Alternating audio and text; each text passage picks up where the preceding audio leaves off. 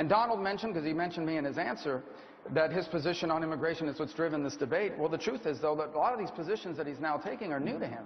In 2011, he talked about the need for a pathway to citizenship. In 2012, Donald criticized Mitt Romney, saying that Mitt lost his election because of self-deportation. And so even today, we saw a report in one of the newspapers that, Donald, you've hired a significant number of people from other countries to take jobs that Americans could have filled. My mom was a maid at a hotel, and instead of hiring an American like her, you have brought in over 1,000 people from all over the world to fill those jobs instead. So I think this is an important issue.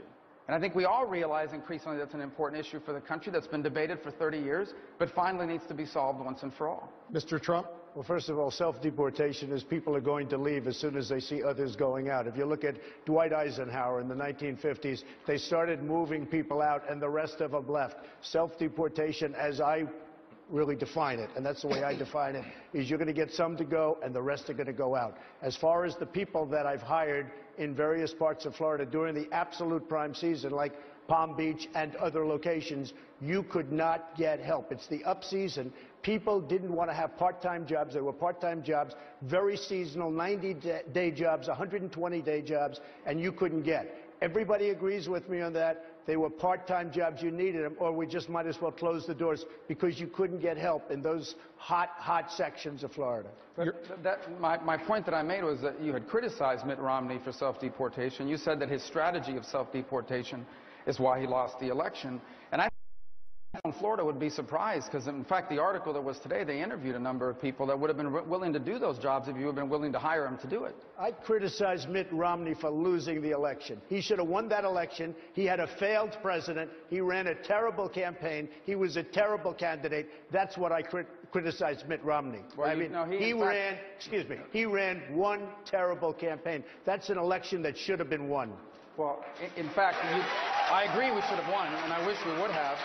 But in fact, you did criticize him for using the term self-deportation. I mean, that's on the record, and people can look it up right now online. But again, I just want to reiterate, I think it's really important, this point. I think it's fine. It's an important point that you raise and we discuss on immigration. This is a big issue for Texas, a huge issue for the country. But I also think that if you're going to claim that you're the only one that lifted this into the campaign, that you acknowledge that, for example, you're the only person on the stage that's ever been fined for hiring people to work on your projects illegally. You hired some workers from Poland. I'm the only one on the stage that's hired people. You haven't hired anybody.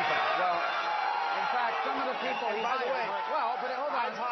I've hired tens of thousands of people over my job. You've hired 1,000 people from another company, from another country. Credit cards, etc. Let me say, let me finish the statement. This is important. You haven't hired one person He hired workers from Poland, and he had to pay $1 million or so in a judgment. That's wrong. That's totally wrong. Well, people can look it up. I'm sure people are Googling it right now. Look it up. Trump Polish workers. You'll see $1 million for hiring illegal workers on one of his projects. Yeah, he did. You know, it's interesting. That happened. I've hired tens of thousands of people over my lifetime. Tens of thousands. Many from other countries instead of hiring Americans. Be quiet. Let me talk. I've hired tens of thousands of people. He brings up something from 30 years ago. It worked out very well. Everybody was happy. Paid $1 million. And by the way, the laws were totally different. That was a whole different world. Thank you. But I've hired people. Nobody up here has hired Senator Cruz, you say you want to deport the 11 million undocumented immigrants, but you never want to allow them to come back to the United States. What would happen to the children who are U.S.-born citizens whose parents will be deported under your plan? Well, existing law provides that those who are deported cannot come back here legally. U.S. citizens can come back. That's existing law. But let me say, Wolf, I really find it amazing that Donald believes that he is the one who discovered the issue of illegal immigration. I can tell you, when I ran for Senate here in the state of Texas, I ran promising to lead the fight against amnesty, promising to fight to build a wall. And in 2013, when I was leading the fight against the Gang of Eight amnesty bill, where was Donald? He was firing Dennis Rodman on Celebrity Apprentice. And indeed, if you look at the Gang of Eight, one individual on this stage broke his promise to the men and women who elected him and wrote the amnesty bill. But Donald funded the Gang of Eight. If you look at the 8 members of the Gang of Eight, Donald gave over $50,000 to 3 Democrats and 2 Republicans. And when you're funding open border politicians, you shouldn't be surprised when they fight for open borders.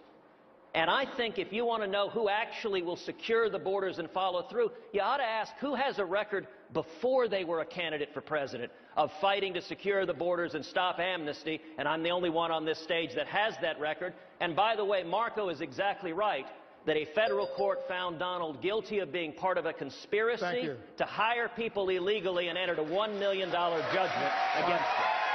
Mr. Trump.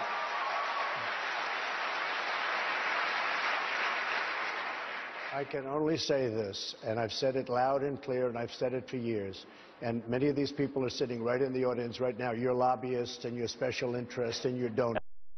The audience is packed with them, and they're packed with you.